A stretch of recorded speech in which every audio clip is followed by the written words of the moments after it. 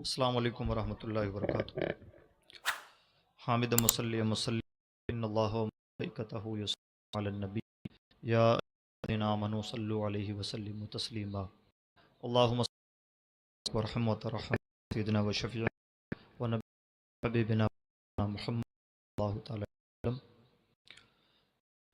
قال اللہ تبارک و تعالی فی کتاب المجید ادع الی سبیل ربک بالحکمہ والموعظۃ الحسنہ وجادلہم باللتی ہی احسن۔ صدق اللہ۔ ان اللہ و ملائکتہ یصلون علی النبی یا ایہا الذین آمنوا صلوا علیہ وسلموا تسلیما۔ اللہم صل وسلم وبارک وترحم شفیعنا و نبینا و حبیبنا و مولانا محمد صلی اللہ تعالی علیہ وسلم۔ عزیز طلباء کرام اور معزز اساتذہ کرام،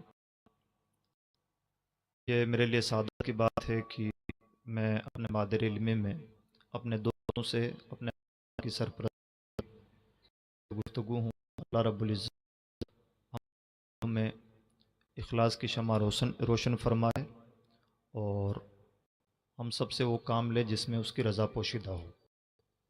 حضرت قبلہ نے میرے متعلق جو کچھ بھی کہا یہ ٹھیٹھ ان کا بچپن ہے، اصل اصاغر نوازی جسے کہا جاتا ہے اس کا مظہر ہے، اور شاید ہو سکتا ہے کہ ہمیں دوران تعلیم میں احساس نہ ہو۔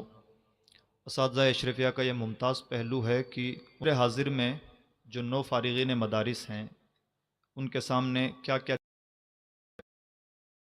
ذمہ داریاں، مختصر میں آسان لفظوں میں سمجھیں تو ہم سب کی، نو فارغین ہی نہیں بلکہ تمام علماء کی، مذہبی طبقوں کی عمومی ذمہ داریاں ہیں، چیلنج درپیش ہیں، چاہے پرانے زمانے کے چیلنجز کا ہے۔ عنوان اگر ہم کے لہجے میں بچ گئے، عنوان یہ تھا کہ عصری جامعہ کا بڑھ، یہ میرا موضوع نہیں ہے، لیکن میں صرف اتنی سی کہ ہمارے طلباء میں عصری جامعات کی طرف غیر ضروری رجحان بھی، اور ہمیں کئی بار ایسا لگتا ہے یونیورسٹی کرتے ہی گویا ہم برسر روزگار ہو جائیں گے اور نہایت خوشحال زندگی ہو جائے گی۔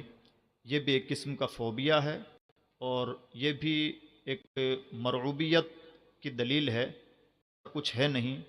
ملک میں بے روزگاری کا عالم یہ ہے کہ معمولی سی نوکری نکلتی ہے، 400 سیٹیں ہوتی ہیں، 16 لوگ اپلائی کرتے ہیں۔ دلی کی سڑکوں پہ آپ جا کے دیکھیں گے تو آپ کو نظر آئے گا کہ فکری اور نظریاتی چیلنجز سب سے زیادہ درپیش ہیں، خطرناک بھی ہیں۔ کو بند کر دیجیے، کو بند کر دیجیے، سب سے زیادہ خطرناک بھی ہیں۔ اور فکری اور نظریاتی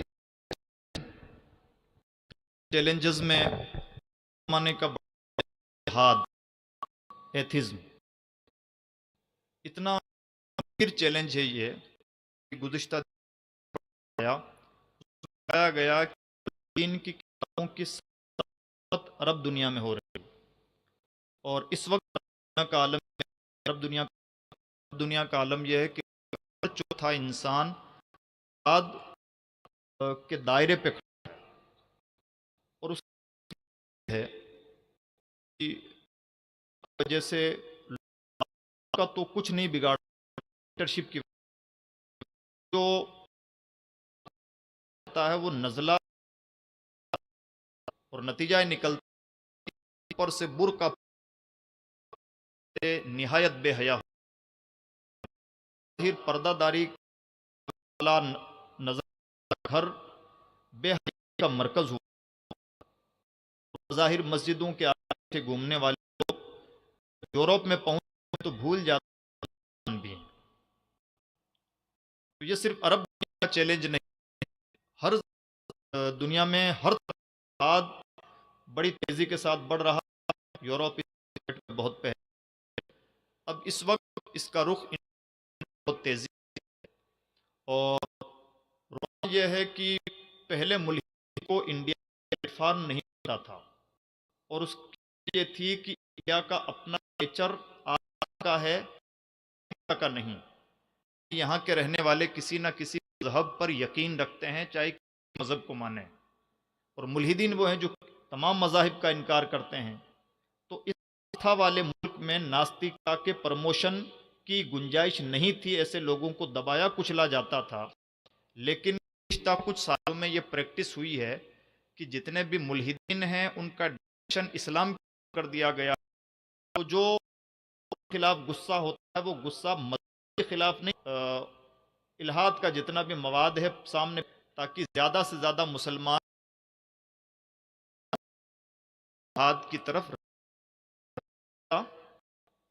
تیزی کے ساتھ کیا گیا اور کیا جا رہا ہے۔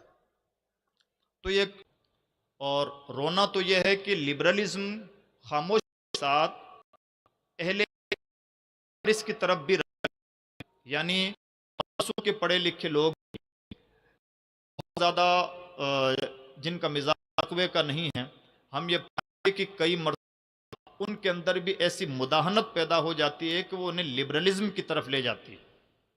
یعنی اب ایک عمومی مزاج پیدا ہو گیا ہے جو ایتھوپیا سائیڈ کا تھا کہ جانور کو ذبح کرتے وقت بسم اللہ پڑھنے کی ضرورت نہیں، جب کھائیں گے تو بسم اللہ پڑھ لیں گے، اور ایسے اسلام کو اچھا اسلام مانا جاتا ہے۔ جیسے انڈیا میں بھی کچھ بڑے لوگوں کا نام لے کے کہا جاتا ہے کہ ہمیں مسلمان چاہیے فلاں آدمی جیسا، جو بڑے لوگ جو ان کے مزاج کے مطابق ہیں ان کا نام لے کے کہا جاتا ہے ہمیں مسلمانوں سے دقت نہیں، مسلمان تو ہمیں گوارا ہے، لیکن مسلمان ہونا چاہیے فلاں فلاں صاحب جیسا۔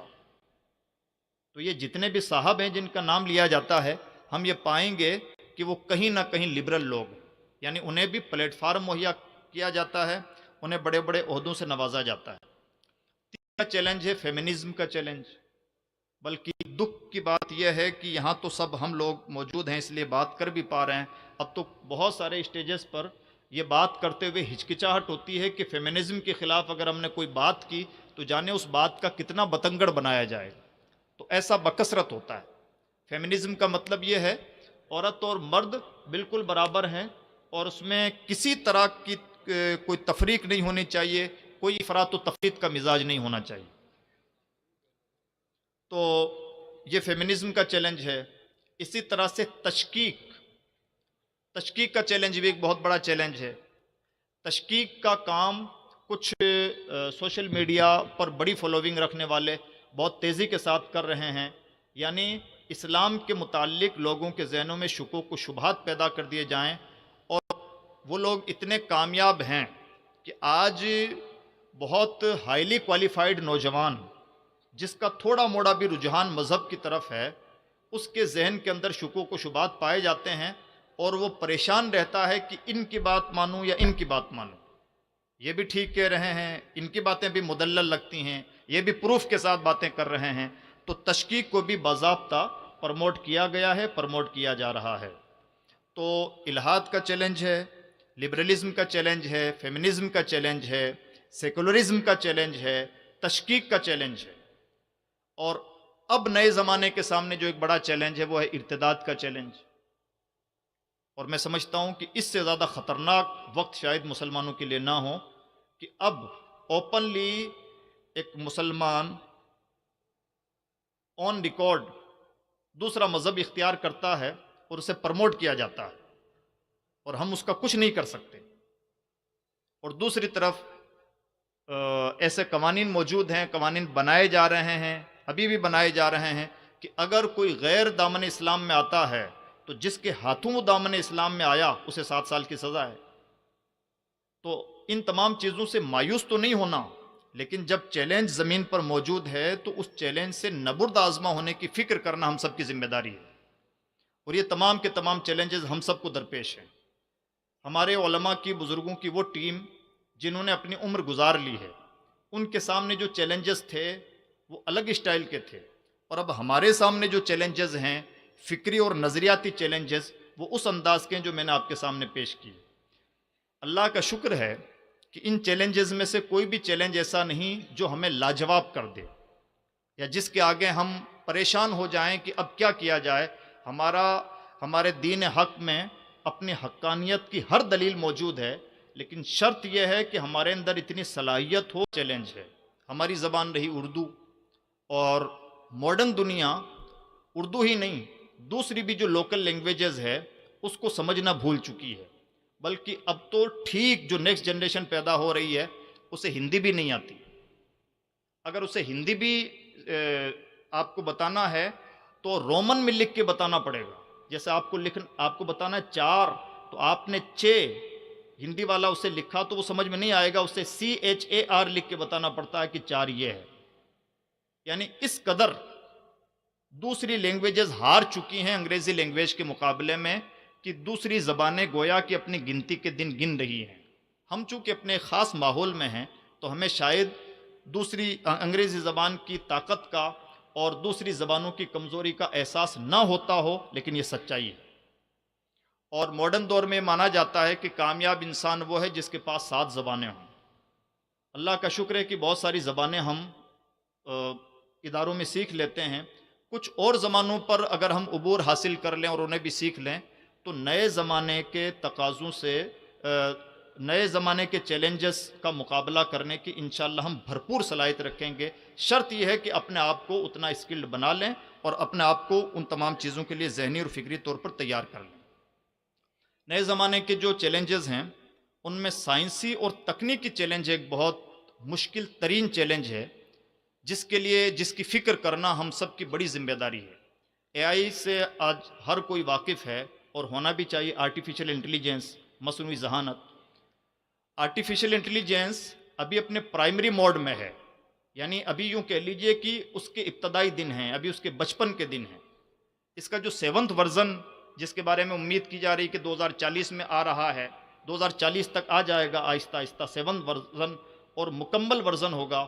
اس کے بارے میں تو یہاں تک امید کی جا رہی ہے کہ مکمل انسان اس کی کنٹرول میں ہوگا. عالم یہ ہے کہ انسان کو ووٹنگ بھی کرنی ہے تو یہ AI طے کرے گا کہ یہ ووٹ ٹھیک کر رہا ہے کہ نہیں کر رہا ہے. اس قدر وہ انسانوں کا ذہن ریڈ کر چکا ہوگا، اس طرح سے انسانوں کا مزاج پہچان چکا ہوگا. اور ابھی جب پرائمری موڈ میں ہے تب بھی اس کا یہ تقریباً عالم ہے. جیسے آپ کے پاس AI ہو، آپ اسے فیمیل ورژن میں استعمال کرنے کی کوشش کیجئے تو آپ یہ پائیں گے کہ فیمیل ورژن میں جب آپ استعمال کریں گے تو اس میں ناز نخروں والی ادا پائی جاتی ہے، یعنی بالکل وہی جو عورت کی ادا ہے. اور جب آپ اسے میل ورژن میں یوز کریں گے تو آپ پائیں گے کہ بہت کلوز ہے، یعنی وہ صرف آپ کو اور ہم کو ڈیٹا نہیں فراہم کر رہا ہے بلکہ وہ انسان کی فطرت کو بھی کاپی کر رہا ہے اور مسلسل کاپی کر رہا ہے. ایک ہی سوال آپ کیجئے، سیم سوال 10 لوگ کریں، 10 جوابات ملیں گے. وجہ اس کی یہ ہے کہ وہ آپ کی نفسانیت کو پہچان رہا ہے، آپ کے ذہن کو پڑھ رہا ہے، آپ کو وہ جواب دے گا جو آپ کے ذہن سے ہم آہنگ ہو، اور سیم سوال کا دوسرے انسان کو وہ جواب دے گا جو اس کی فکر سے مطابقت رکھتا ہو. یہ پرائمری موڈ کا حال ہے. اور 7واں موڈ کے بارے میں خود AI کا یہ ماننا ہے کہ انسان مکمل طور پر اس کی کنٹرول میں ہوگا، بلکہ وہ اب معذرت خواہ ہیں کہ ہم سے بڑی غلطی ہو گئی کہ ہم نے دنیا کو ان چیزوں سے متعارف کروا دیا اور ہم نے دنیا کو اس راستے پہ ڈال دیا ہے جو صاف طور پر تباہی کا راستہ ہے. اور یہ چیلنج آج سے پہلے کسی صدی میں کسی کے سامنے اتنا گمبھیر چیلنج نہیں تھا. یعنی اب کئی بار ایسا ہوگا اس چیلنج کی وجہ سے کہ ہم جن چھوٹی چھوٹی چیزوں پر نازاں ہیں وہ ہمارے ہنر کئی مرتبہ پھیکے پڑ جاتے ہیں. مثال کے طور پر ابھی تازہ کیرلا میں ایکسپریمنٹ ہوا، روبوٹ ٹیچر بنایا گیا AI کے تھرو، اور اس کو آپ کمانڈ دیجئے کہ فلاں سبجیکٹ کی فلاں کتاب جو فلاں کمپنی کی آپ کو پڑھانا ہے. جیسے میتھ کی وہ کتاب پڑھانی ہے جو مڈ شور نے 7th کلاس کے لیے چھاپی ہے. اوکے سر، ایک لفظ بولنا اور وہ شروع ہو جائے. 50 قسم کی کمپنیوں کی کتابیں اس کے اندر موجود ہیں ایک سبجیکٹ کی، اور جو سبجیکٹ آپ پڑھانے کے لیے کہیں گے پڑھائے گا. بچے شرارت کریں گے ٹوکتا ہے، بچے سوال کرتے ہیں تو رک کر ان کا سوال سنتا ہے پھر جواب دیتا ہے. اور بچے سسٹم کے ساتھ درسگاہ میں بیٹھے ہیں یا نہیں بیٹھے ہیں، بچوں کا بیہیو کیسے ہے اس کو رپورٹ کرتا ہے. اب مجھے بتائیے کہ مہنگے ٹیچرز جن کے بڑے ناز نخرے ہوتے تھے، مہنگی فیکلٹی. سچی بات یہ ہے کہ سائنس اور میتھ اور کچھ اہم ترین سبجیکٹ، مہنگے سبجیکٹ مانے جا رہے تھے، کچھ دنوں کی بات لگ رہی ہے، ہو سکتا ہے ایسے ٹیچر کی مارکیٹ میں ڈیمانڈ ہی نہ ہو، اس لیے کہ ان کے ناز نخرے اٹھانے سے بہت بہتر ہے کہ ایک ہی بار میں ایسا روبوٹ ان کی بھرپائی بھی کر دے، ان سے سستا بھی پڑے، اور انسانوں سے کرپشن کے جو خطرات ہیں وہ اس میں کرپشن کے خطرات بھی نہیں، یعنی نوکریاں نگلنے جا رہا ہے. فلم انڈسٹری اس کے خلاف احتجاج کر رہی ہے کہ اے آئی ہمارا روزگار نگلنے جا رہا ہے، اور ہم دیکھ رہے ہیں اسٹارٹنگ کا ورژن. آپ کو صرف اتنا بتانا ہے کہ گوا میں ہمیں مائک سیٹ کا بزنس کرنا ہے، اس پر ایک ویڈیو بنا کے دیجئے 2.5 منٹ کا. اتنا بہترین ویڈیو بنا کے آپ کو آج مفت میں وہ دے رہا ہے کہ جو شاید آپ بہتر انداز سے نہیں بنا سکتے تھے. جب جیسے جیسے اپ گریڈ ہوتا جائے گا تو سچی بات یہ ہے کہ ایک لمبی چوڑی انڈسٹری لگا کے جو کام کر رہی تھی وہ یہ کام وہی کام یہ بہت سستے میں، بہت آسانی سے اور بہت کم وقت میں کرنے کے لیے تیار ہے. بلکہ ابھی بھی اے آئی کے جو پیڈ ورژن ہیں، لمبی چوڑی کتابیں دیجئے، ان کا ٹرانسلیشن کروا لیجئے. ہماری ترجمہ کاری کہاں گئی؟ لمبی چوڑی کتابیں دیجئے، ان کی تلخیص کروا لیجئے. ابھی کر رہا ہے پی ڈی ایف کا. اس وقت لمبی چوڑی 500 پیجز کی پی ڈی ایف دیجئے اور کہیے کہ مجھے 20 پیج میں، 25 پیج میں، 50 پیج میں اس کا خلاصہ چاہیے. جتنے اس کو کمانڈ دیں گے 50 پیج کا، تو 50 پیج ہی میں خلاصہ کرے گا اور تیار کر کے رکھ دے گا. تو یہ جو ایک گمبھیر چیلنج ہے، اس کے لیے سب لوگوں کو بہت زیادہ فکر مند ہونے کی ضرورت ہے. اب کچھ خاص باتیں اے آئی کے تعلق سے سن لیں. 89% جو اے آئی کا ڈیٹا ہے، جیسا آپ نے کوئی بھی سوال کیا کہ میرے جسم سے خون رس رہا ہے، میرا وضو رہا یا ٹوٹ گیا، حیرانی کی بات یہ ہے کہ عام طور پر 89% اے آئی جو اس کا جواب دیتا ہے اس کے سورسز اسلامک سورسز نہیں ہوتے. یعنی کنٹینٹ تو لے رہا ہے، انٹرنیٹ ہی سے لے رہا ہے، لیکن 89% اس کے سورسز اسلامک سورسز نہیں ہوتے. اگر اسے سٹیک جواب مل گیا تو کہہ لیجئے کہ تکا ہے، اور کئی بار سٹیک جواب نہیں ملتا ہے تو اپنی طرف سے عبارتیں بنا کے پیش کر دیتا ہے. تجربہ کر لیجئے. آپ کہیے کہ مجھے در مختار کی روشنی میں اس سوال کا جواب چاہیے عربی عبارت کے ساتھ، بھلے در مختار میں اس طرح کا کوئی جزیہ نہ ہو، وہ در مختار کی فرضی عبارت بنا کے پیش کر دے گا. اور ایسی غلطیاں ہوئی ہیں. اے آئی پہ بھروسہ کر کے قرآن پاک چھاپا گیا اور قرآن پاک میں بے شمار مسٹیک نکل آئیں. دنیا یہاں تک پہنچ چکی ہے، اور اندھا بھروسہ کرنے کا نتیجہ یہ ہے تو قرآن پاک بھی ہو گیا. بعد میں بڑی مشکلوں سے گرفت آئی، پتہ چلا کہ یہاں پر تو 13 مسٹیک ہیں. تو یہ سب کچھ ہو رہا ہے. اس وقت 48% مسلم نوجوان جو اپنا دین حاصل کر رہے ہیں، حیرانی کی بات یہ ہے کہ وہ آج کی تاریخ میں 48% مسلم یوتھ علماء سے پوچھ ہی نہیں رہا ہے. جیسے اس کے ذہن میں کوئی سوال آیا گوگل، جیسے اس کے ذہن میں کوئی سوال آیا سوشل پلیٹ فارم. یعنی اب علماء سے جو دریافت کا سلسلہ تھا وہ بہت کم ہو گیا ہے. اور آج بھی ہم دارالفتاؤں سے رجوع کرنے والوں میں، علماء سے ربط و ضبط رکھنے والے لوگوں میں پرانے لوگوں کی تعداد نظر آئے گی، یوتھ لوگوں کی تعداد کم نظر آئے گی، جبکہ انڈیا وہ ملک ہے جہاں یوتھ سب سے زیادہ ہیں. یہ آج کی تاریخ کی سچائی ہے. اب تیسری چیز اے آئی کے سلسلے میں یہ ہے کہ اس وقت صرف 7% مسلم ادارے ہیں جو اے آئی کو سیریسلی لے کر کے اسے سکھا رہے ہیں. 7% ادارے ایسے ہیں، یعنی اداروں سے مراد چاہے کسی بھی فارمیٹ میں، مدرسوں کی بات نہیں ہو رہی، کسی بھی فارمیٹ میں ادارے ہوں، ایجوکیشنل انسٹیٹیوٹ ہو، تو 7% ادارے انسٹیٹیوشنز ایسے ہیں جو اے آئی سکھا رہے ہیں، یعنی نیکسٹ جنریشن کے لیے اپنے نسلوں کو تیار کر رہے ہیں. یعنی آج بھی اس کو لے کر کے ہم اتنے سنجیدہ نہیں جتنی سنجیدگی اس فن کو چاہیے تھی. تو یہ کچھ سچائیاں ہیں اور یہ ایک اہم ترین چیلنج ہے جس کے لیے بے پناہ فکر مندی کی ضرورت، بے پناہ فکر مندی چاہیے. بلکہ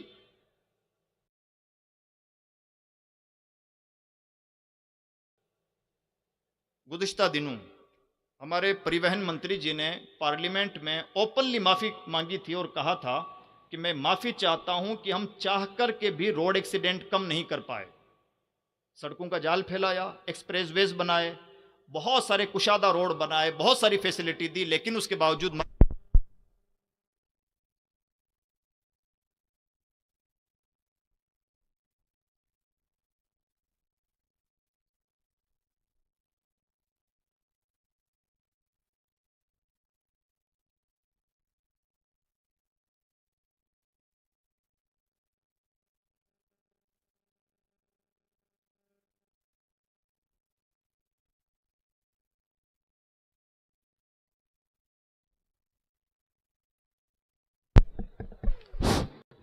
درود شریف پڑھ لیں۔ اللہم صلی وسلم وبارک ورحم وترحم علی سیدنا و شفینا و نبینا و حبیبنا مولانا محمد صلی اللہ علیہ وسلم۔ تو انہوں نے اوپنلی معافی مانگی کہ ہم چاہ کر کے بھی روڈ ایکسیڈنٹ ختم نہیں کر پائے، اور اسی کے ساتھ یہ تیاری شروع ہو چکی ہے کہ اب اگر روڈ ایکسیڈنٹ کو ختم کرنا ہے، road accident per day India میں جو روڈ ایکسیڈنٹ سے موتیں ہو رہی ہیں ان کی تعداد لگ بھگ 400 ہے ایوریج، تو 400 انسانوں کی جان مانا رکھتی ہے، اور اسی کے لیے سڑکوں کا جال پھیلایا گیا تھا۔ ہم نے اس بات کو نوٹ کیا ہوگا کہ بڑی تیزی کے ساتھ سڑکوں کا جال گزشتہ سالوں میں پھیلا ہے، تو ایک پلانڈ وے سے ایسا ہوا ہے، لیکن اس کے باوجود اوپنلی پارلیمنٹ میں معافی مانگی گئی کہ چاہ کر کے بھی یہ کام نہیں ہو پایا۔ اب اس کا پلان 2 کیا ہے؟ پلان 2 یہ ہے کہ ڈرائیور کی سیٹ پر روبوٹ کو بٹھا دیا جائے، وہی ایک علاج ہے۔ اور اس کا ریزن کیا ہے کہ عام طور پر جو روڈ ایکسیڈنٹ نشے کی وجہ سے ہوتے ہیں، نیند کا جھونکا آ جانے کی وجہ سے ہوتے ہیں، گاڑی آگے کی طرف چل رہی ہے، اچانک سائیڈ سے کوئی جانور آ گیا اور ڈرائیور کی توجہ نہیں ہوئی اور وہیں روڈ ایکسیڈنٹ ہو گیا، یا کھڈا آ گیا اچانک سے اور ڈرائیور کی توجہ نہیں ہو پائی اور روڈ ایکسیڈنٹ ہو گیا۔ اے آئی کیا کرے گا؟ روبوٹ کے اندر سینس پایا جاتا ہے، گاڑی آگے کی طرف جا رہی ہے، جیسے سائیڈ سے کوئی دوڑتا ہوا جانور آئے گا تو پہلے سے وہ سینس کر لے گا اور 50 میٹر کی دوری پہ پرکھ لے گا کہ اس طرف سے کوئی حادثہ آ رہا تو وہ پہلے سے بریک کر لے گا۔ آگے کوئی کھڈا ہے جو ہمیں کالی روڈ میں نظر نہیں آ رہا ہے، اے آئی اسے سینس کر لیتا ہے گوگل کے تھرو، گوگل میپنگ کے تھرو، اور پہلے سے اپنے آپ کو سلو کر لیتا ہے۔ اے آئی کو نیند نہیں آتی، اے آئی نشہ نہیں کرتا، اے آئی کو سیلری نہیں چاہیے، اور اے آئی اپنے سواریوں کا مرڈر بھی نہیں کرتا۔ کئی بار ایسا ہوا ہے ڈرائیور نے ہی اپنی سواریوں کا مرڈر کر دیا، جان بوجھ کر کے تباہی میں جھونک دیا۔ اس طرح سے روڈ ایکسیڈنٹ ہوتے ہیں۔ ایک سیٹ پر، اس سیٹ پر ڈرائیور کی سیٹ پہ روبوٹ کو بٹھا دیا جائے، اور اس کا فائدہ دوسرا یہ بھی ہے کہ انسان اس سے سیکیور فیل کرتا ہے، اس لیے کہ اجنبی ڈرائیور کے سامنے سواریاں ہر طرح کی باتیں نہیں کر سکتی، لیکن جب ڈرائیور کی سیٹ پہ روبوٹ بیٹھا ہوا ہے تو ہم کسی بھی طرح کی باتیں کر سکتے ہیں، کچھ بھی راز کی باتیں بھی کر سکتے ہیں۔ اس لیے بہترین علاج یہ ہے کہ ایک بار میں، ہر بار ڈرائیور کو 10,000 دینے سے بہتر ہے کہ 1.5 لاکھ کا ایک بار میں روبوٹ خرید لیا جائے اور اس مشین پہ، اس ڈرائیور کی سیٹ پہ بٹھا دیا جائے۔ ہم نہیں کہتے کہ 400 روڈ ایکسیڈنٹ اچانک ختم ہو جائیں گے، لیکن اگر 400 کی بجائے 200 تک بھی ہم لے آتے ہیں تو 200 انسانوں کی پر ڈے جان بچ رہی تو بہت بڑی چیز یہ ہونے جا رہا ہے۔ امید ہے کہ 2035 تک ہو جائے گا۔ اور صرف یہاں تک نہیں ہے، اب چائنا میں بیٹھ کر کے دبئی کے سرجری ہو رہی ہے، بہت سارے ہاسپٹل ہو سکتے، چھوٹے چھوٹے شہروں میں بھی ایسے کھل چکے ہیں جہاں روبوٹک سرجری ہو رہی ہے، جہاں انسانوں کا کام ہی نہیں رہ گیا ہے۔ ایک انسان واک کرنے گیا، ٹہلنے گیا، اور اسے معلوم ہوا کہ سینے میں درد ہو رہا ہے، بغل میں ہاسپٹل تھا، وہاں گیا اور تھوڑی دیر کے اندر انجیکشن کی طرح مشین لگایا، چھلا بٹھایا، باہر آ گیا، اور گھر والے کہہ رہے ہیں کہ آج آپ کو 9 بجے آنا چاہیے، لیٹ ہو۔ دنیا یہاں تک پہنچ چکی ہے، اور یہ جو چیزیں مذاق لگ رہی ہیں اب دنیا میں اوپنلی ہو رہی ہیں، اور اس تیزی کے ساتھ چیزیں گرو کر رہی ہیں، تو ظاہر سی بات ہے جب چیزیں گرو کر رہی ہیں تو اس کی چپیٹ اسلامیات پہ نہیں آئے گی۔ قلم کاری پہ اس پہ چپیٹ ہے، شاعری پہ اس کی چپیٹ ہے، ترجمہ کاری پہ اس کی چپیٹ ہے، یعنی ہم جس کو اپنا بڑا ہنر سمجھ رہے تھے وہ ہمارا پورا ہنر داؤں پر ہے اگر ہم نے اپنے آپ کو اس اے آئی کا بھی ایڈوانس ورژن بنانے کی کوشش نہ کی۔ اس کا مطلب یہ نہیں ہے کہ انسانوں کی ضرورت ختم ہو جا رہی ہے، انسان پھر بھی انسان ہے، اشرف المخلوقات ہے، شرط یہ ہے کہ وہ اس پوزیشن میں اپنے آپ کو لے آئے کہ اے آئی کو بھی وہ چلانے والا ہو، یعنی اب کمال مہارت کے علاوہ کوئی آپشن نہیں بچا، اب اد کچری صلاحیتوں کا کوئی آپشن دنیا میں نہیں رہ گیا ہے۔ یہ ایک نئے زمانے کا اہم ترین چیلنج ہے جس کے لیے بہت زیادہ گمبھیر ہونے کی ضرورت ہے اور جس کی بہت زیادہ فکر کی جانے کی ضرورت ہے۔ چیلنجز اور بھی ہیں، لیکن اب ان چیلنجز سے نپٹے کیسے؟ تو دیکھیے، کوئی بھی چیلنج ہو تو پہلے میں نے عرض کیا کہ سب سے بہترین چیز یہ ہے کہ ہمارے بزرگوں نے جو ہمیں ایک نصاب اور نظام دیا ہے، اور سچی بات یہ ہے کہ اس دین کی برکت سے ہمیں جو کچھ ملتا ہے وہ اس مادی دنیا میں کہیں نہیں ملتا، اس لیے اپنے آپ کو مضبوط ترین عالم دین بنائیں۔ انشاءاللہ یہ آپ کا نصاب آپ کو ہر نئے سے نئے چیلنج اور فتنے سے نپٹنے میں خوب مدد کرنے والا ہے، شرط یہ کہ اس میں کمال مہارت ہو۔ اور اس کے علاوہ کچھ اور نئی چیزیں ہیں جو نئے فارغین کے لیے ہیں۔ زمانہ شناسی بہت زیادہ ضروری ہے۔ زمانہ شناسی سے مراد یہ ہے، ہم علماء کو بہت زیادہ پریکٹیکل ہونے کی ضرورت ہے۔ ہم نان پریکٹیکل بہت ہو گئے ہیں، ایران توران کی باتیں، جہاں تہاں کی باتیں اور ہوائی باتیں، ग्राउंड लेवल के तजुर्बात से हटकर की बातें, तो ज़माना 100% प्रैक्टिकल हो चुका है, हमें भी प्रैक्टिकल होना ही पड़ेगा। मार्केटिंग के नाम पर, बिजनेस स्ट्रेटेजी के नाम पर, और दुनिया में कितने ही ऐसे प्रोग्राम चल रहे हैं जहां स्पेशली लोगों को बनाया जाता है ग्राउंड लेवल का। बल्कि अगर आप, अब पहले होता था कि परसेंटेज की बुनियाद पर सिलेक्शन होता था, अब ऐसा नहीं होता है। अब होता है कि ग्राउंड लेवल का आदमी कितना है उसकी बुनियाद पर सिलेक्शन होता है। बल्कि आपने सबने देखा होगा, बड़े दिलचस्प सवालात आते हैं जब भी यूपीएससी का कोई एग्ज़ाम होता है, उनके सवालात देखिए। जैसे अभी आरएस से सवाल किया गया, ये बताइए टाई कैसे बांधी जाती है, ये सवाल है, टाई कैसे बांधी जाती है। अगर कागज़ बिखरा हुआ, उसके पुर्जे बिखरे हुए हों, तो उसको जमा करने का तरीका क्या है। यानी अब ये नहीं रह गया कि आपकी याददाश्त कितनी तेज़ है, आपको चीज़ें कितनी याद हैं, बल्कि आपकी क्रिटिकल थिंकिंग कैसी है, आपके समझबूझ का लेवल कैसा है, आप ग्राउंड लेवल पर कामयाब हैं या नहीं हैं, आप सिर्फ हवाई आदमी हैं या ज़मीनी आदमी हैं, इसी पर सब कुछ सलाहियतें निर्भर करती हैं। ऐसे में हम सब लोगों को भी बहुत ज़्यादा ग्राउंड लेवल का बनने की ज़रूरत है। मुताले की आदत रखें, अफराद शिनासी अपने अंदर पैदा करें। अफराद शिनासी से मुराद ये है कि एक इमाम के मुक्तदियों में कलेक्टर साहब भी होते हैं और रिक्शा चलाने वाला भी होता है।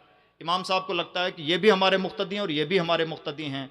अगर इमाम साहब इनकी सलाहियत पहचान कर इनकी सलाहियत के मुताबिक काम लें तो इमाम भी वाक़तन अपने ज़माने का कलेक्टर बन जाए। यानी हम फ़र्क के मरातिब नहीं करते, हम सबको एक ही लाठी से हाँकने का मिजाज रखते हैं, जबकि गेम ही फ़र्क के मरातिब का है। इस्लाम में भी यही है, फ़िक्र रज़ा में भी यही है। पैगम्बर इस्लाम से ज़्यादा फ़र्क के मरातिब और अफराद शिनासी किसके अंदर होगी, जिसका जो काम उससे वही काम लिया, उसको उनको वैसे ही अलकाब व आदाब दिए, उनकी वैसी ही हौसला अफजाई की। तो इस सिलसिले में हम सबको और ज़्यादा हसास होने की ज़रूरत है अफराद शिनासी के सिलसिले में। और दाइए दीन के तौर पर हम सब की एक जिम्मेदारी ये भी बनती है कि यूथ से फ्रेंडशिप हमारी बड़ी मजबूत हो। यानी हम हर जगह हज़रत हुजूर बन के ना रहें, बहुत सारी जगहों पर आज के दौर का तकाजा है कि हम दोस्त बन के रहें। जैसे मॉडर्न दुनिया में सिखाया जाता है कि आपके बीच में और आपके स्टूडेंट के बीच में गैप नहीं होना चाहिए। और अब गैप को ख़त्म कैसे किया जा सकता है, तो मान लीजिए कि कहा जाता है कि आप जब क्लास से निकलें तो आपका हाथ अपने स्टूडेंट के का हाथ अपने स्टूडेंट के कंधे पे होना चाहिए, उससे इस तरह से हाथ मिलाना चाहिए, उससे हंसी मजाक होनी चाहिए। तो ये मॉडर्न दुनिया की बातें हैं, मैं इन बातों की तो तस्दीक नहीं करूँगा, लेकिन ये ज़रूर कहना चाहूँगा कि गैप ख़त्म होना चाहिए।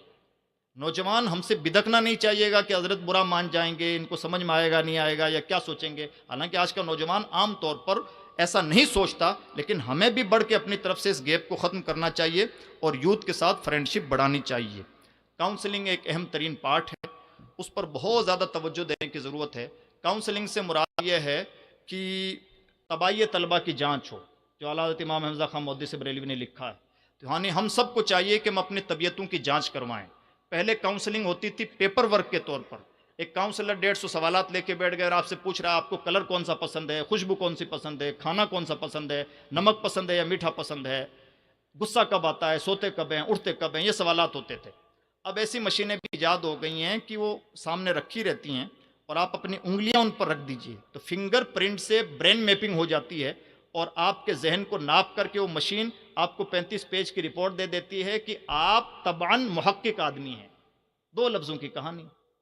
या मान लीजिए कि आप तबान, वो अपनी ज़बान में जवाब देती है, मैं अपनी ज़बान में समझा रहा हूँ, वो 2 लफ्ज़ों में समझा देती है। तो सच्ची बात यह है कि वो आदमी जो बहुत अच्छा मुहक्किक साबित हो सकता था, मान लीजिए कि दूसरी दुनिया में शायरी में उलझाबंदी करने के बाद में उसे समझ में आया कि शायरी मेरे बस का रोग नहीं है, या मुझे ज़ेब नहीं देता है, या मेरी तबीयत से इसका मिजाज मैच नहीं खाता, तो मैं तहकीक की तरफ आऊँ।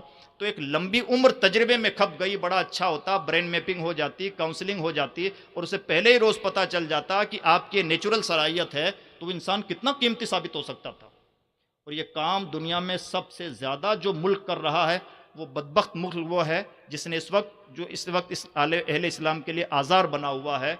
और यही वजह है कि मुट्ठी भर लोग दुनिया का हर नोबल प्राइज़ अपने नाम करते हैं और उनकी कोल्ड ड्रिंक हमारी हर गांव खेड़े की दुकान में पहुंची हुई है और हमारा कीमती से कीमती मशरूब अपने इलाकों तक महदूद है। उनके मैकडोनाल्ड, उनके KFC की दुकानें अरब में हर नुक्कड़ चौराहे पे मौजूद मिलेंगी اور ہماری قیمتی سے قیمتی غذا کی دکانیں اپنے علاقوں تک محدود ہیں. یہ ہے ان کی مارکیٹنگ، یہ ہے ان کی صلاحیت، یہ ہے ان کی کاؤنسلنگ کا نتیجہ. جب بچے کی عمر 5-7 سال کی ہوتی ہے تب ایک اسرائیلی اپنے بچے کی کاؤنسلنگ کرواتا ہے، اور 5-7 سال کے بچے کے بارے میں کاؤنسلر یہ بتا دیتا ہے کہ ہمارے تجزیے کے مطابق آپ کا بچہ ایک بہترین اسٹیل کمپنی کا مالک ہو سکتا ہے. تو اب ماں باپ کو یہ فکر نہیں ہوتی کہ 10th اور 12th میں بچے کے پرسنٹیج کتنے ہیں. ماں باپ کے ذہن میں صرف یہ ہوتا ہے کہ ہمارا بچہ جب 25 سال کا ہو تو اس وقت اسٹیل کمپنی کا مالک ہونا چاہیے، اس کے ہاتھ میں کیپٹل منی کے طور پر 5 کروڑ روپے ہونے چاہیے، اور اسٹیل کمپنی کا مالک بننے کے لیے اس کو یہ ڈگریاں چاہیے. یعنی ڈگریاں سیکنڈری ہیں، اسٹیل کمپنی فرسٹ ہے. تو اس اسٹیل کمپنی کا مالک بننے کے لیے جو ڈگریاں چاہیے وہی ڈگریاں کرواتے ہیں. نتیجہ کیا نکلتا ہے کہ وہ آدمی ایگزیکٹ 25 سال کی عمر میں 5 کروڑ سے اپنے بزنس کا آغاز کرتا ہے، اور اسے ٹارگیٹ دیا جاتا ہے کہ جب تمہاری عمر 35 سال ہو تو تمہاری کمپنی کا ٹرن اوور اتنا ہو جانا چاہیے، یہاں تک بڑھ جانا چاہیے، یہاں تک بڑھ جانا چاہیے. اور ایگزیکٹ ویسا ہی ہوتا ہے کہ وہ ایک چھوٹے سے ملک سے اٹھنے والا آدمی پوری دنیا میں اپنی برانچز پھیلا دیتا ہے. تو یہ ہے کاؤنسلنگ کا کمال، جسے ہم بہت ہلکے میں لے لیتے ہیں. تو اس لیے اس پر بہت زیادہ توجہ کی ضرورت ہے. اب جدید ذرائع ابلاغ جن کا بہت بھلا استعمال ہونا چاہیے، اس پر بہت زیادہ باتیں کرنے کی ضرورت نہیں ہے. ایک بڑا اچھا جملہ کسی نے کہا کہ نئے زمانے کے ممبر و محراب کا نام ہے سوشل میڈیا. تو اس لیے اس نئے زمانے کے ممبر و محراب کا ڈیٹا ہمارے ذہنوں میں ہونا چاہیے کہ جو سوشل اکاؤنٹس ہیں، یعنی فیس بک ہے، ٹویٹر جس کا نام ایکس ہو گیا ہے، یوٹیوب ہو گیا ہے، آج کے دور میں 60% لوگ اس کا روزانہ یوز کر رہے ہیں. 60% ہے اس کا. اور نیوز سے، یعنی انسان کہاں سے اپنا کنٹینٹ حاصل کر رہا ہے، انسان معلومات کہاں سے حاصل کر رہا ہے، تو 60% لوگ سوشل میڈیا سے، 25% لوگ مین اسٹریم میڈیا سے. یعنی اس وقت ٹیلی ویژن بھی بہت پیچھے ہیں، آدھے سے بھی زیادہ پیچھے ہیں، ڈیجیٹل میڈیا آگے ہے. 25% لوگ ہی ٹیلی ویژن سے معلومات اخذ کرتے ہیں، اور 10% لوگ کتابوں سے معلومات حاصل کرتے ہیں، اور 5% لوگ ہیں جو دوسرے ذرائع سے معلومات حاصل کرتے ہیں. یعنی انسان کہاں سے مواد لے رہا ہے، تو 5% دوسرے ذرائع سے، 10% کتابوں سے، یعنی کتابوں والے لوگ اب 10% رہ گئے ہیں، یہ ڈیٹا بتا رہا ہے. 25% مین اسٹریم میڈیا سے، یعنی ٹیلی ویژن کی دنیا سے، اور 60% لوگ سوشل میڈیا سے. اور یہ باتیں یکساں اپلائی ہوتی ہیں. تو ایسا نہیں ہے کہ موسم کی معلومات یہاں سے لی جا رہی ہے، دین کی معلومات بھی انہی پلیٹ فارم سے 60% لی جا رہی ہے. تو اس سلسلے میں ہم سب کو یہ چاہیے کہ یہ اگر نئے زمانے کے ممبر و محراب ہیں تو ہم اپنے آپ کو اس کے لائق بنائیں. اور ہم کئی بار روتے ہیں کہ ایک فتنہ ایک بغل کے ملک سے کھڑا ہوا، اور ایک بدتمیز انسان نے لاکھوں لاکھ لوگوں کو اپنا فالوور بنا لیا اور گمراہ کر دیا. اور ہماری قیمتی صلاحیتیں جس کے سامنے وہ ادنا طفل مکتب کی بھی حیثیت نہیں رکھتا، وہ قیمتی صلاحیتیں کئی مرتبہ اب وہ تقوی کی وجہ سے، یا ان کا جو بھی پروٹوکول ہے، یا ان کی جو بھی احتیاط ہے، ان احتیاطوں کی وجہ سے ان پلیٹ فارم پہ موجود نہیں ہوتے. اور نتیجہ نکلتا ہے جب چڑیا کھیت چک چکی ہوتی ہے تب ہم افسوس تو کر رہے ہوتے ہیں، لیکن جب ہمارے پاس وقت ہوتا ہے تو ہم ان پلیٹ فارم کا پوزیٹیو یوز نہیں کر رہے ہوتے ہیں. یہی سچائی ہے. اور جو یوز کر رہے ہیں وہ کیا کر رہے ہیں، وہ فین فالوونگ کے طور پر، گلیمر کے طور پر. یہ بھی ایک پرابلم ہے. اب ہر نعت خاں کے سر پر امامے کے بجائے پتہ نہیں کیا ہی چیز آ گئی ہے. تقریر کی دنیا ایسا لگ رہا ہے جانے کوئی میدان جہاد میں اتر رہا ہے. ایک عجب فارملٹی کی دنیا، فالوونگ کی دنیا، گلیمر کی دنیا. یعنی ایک دنیا وہ ہے جو گلیمر کی دنیا خودکشی کر رہی ہے، اور ہم دین کا چولا اوڑھ کر کے گلیمر کی دنیا کی طرف بڑھ رہے ہیں. اس سے زیادہ محرومی کی بات نہیں ہو سکتی. اس لیے سوشل میڈیا کے استعمال کا مطلب ہے گلیمر میں الجھنا نہیں، بلکہ داعی دین کی حیثیت سے سوشل میڈیا کا بھلا استعمال کرنا. تو دعوت دین کے جو دوسرے تقاضے ہیں، جیسے حکمت ہے، جیسے نرمی ہے، جیسے خدمت خلق ہے، جیسے کمیونیکیشن ہے، جیسے خلوص ہے، ان تمام چیزوں کو بھی بہت مضبوطی کے ساتھ تھامنے کی ضرورت ہے. عزیز طلبہ، یہ کچھ باتیں میں نے آپ کے سامنے پیش کی، اور میں امید کرتا ہوں کہ انشاءاللہ تشریف رکھیں. تو یہ کچھ باتیں دعوت دین کے حوالے سے، چونکہ ہم سب جس دن ہم مدرسوں میں انٹری لیتے ہیں، سچی بات تو یہ ہے کہ اسی دن سے ہم بطور داعی دین انٹری لیتے ہیں، خادم دین کی حیثیت ہماری ہوتی ہے. تو ہماری حیثیت داعی دین کی ہوتی ہے، اور داعیان دین کے سامنے نئے زمانے میں وہ چیلنجز درپیش ہیں جو میں نے ابھی آپ کے سامنے مختصر طور پر پیش کیے. مزید اور بھی بہت ساری باتیں ہوتی ہیں, کچھ گمبھیر سی باتیں تھیں تو میں نے آپ کے سامنے پیش کی. اب ہم پرابلم سے زیادہ اس کے سولوشن پر غور و فکر کرنا چاہیے, اور اگر ہم دماغ لگائیں گے تو انشاءاللہ کر سکیں گے. میں امید بھی کرتا ہوں, دعا بھی کرتا ہوں, اور ہم سب کو مل جل کے دعا کرنا چاہیے اور اللہ کی بارگاہ سے توفیق خیر مانگنی چاہیے کہ پروردگار عالم نے اگر اس نیکی کے راستے پہ لگایا ہے تو ہم سے وہ کام بھی لے جس میں اس کی رضا پوشیدہ ہو. میری گفتگو سے میں اگر کوئی بھی بات خلاف شرع ہوئی ہو تو اللہ رب العزت مجھے معاف فرمائے. ہم سب سچے دل سے توبہ کریں. نستغفر اللہ تعالی و نتوب الیہ. اس تعلق سے اگر آپ کا کوئی سوال ہو تو آپ ابھی یا بعد میں مجھ سے رابطہ بھی کر سکتے. اللہ رب العزت اس ادارے کو خوب ترقی عطا فرمائے, ہمارے دلوں میں دین کے لیے مزید اخلاص پیدا اور دعوت دین کے میدان کو ڈھنگ سے سمجھنے اور اپنی ذمہ داریوں سے ایمانداری کے ساتھ سبکدوش ہونے کی توفیق بخشے. السلام علیکم ورحمۃ اللہ وبرکاتہ.